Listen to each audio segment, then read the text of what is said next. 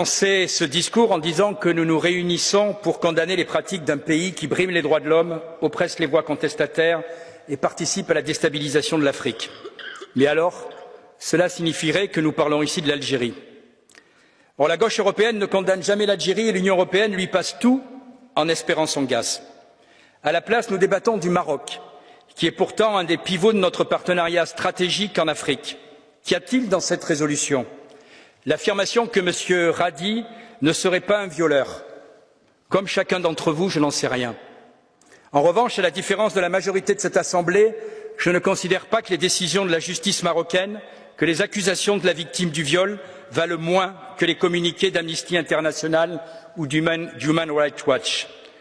Le récent exemple des pratiques de l'ONG Fight Impunity devrait d'ailleurs avoir alerté chacun d'entre nous sur le crédit que nous accordons systématiquement aux ONG. Comme les États, elles ont leurs intérêts et leurs limites. Si M. Radi est victime d'un complot, c'est à ses avocats et au peuple marocain de le démontrer.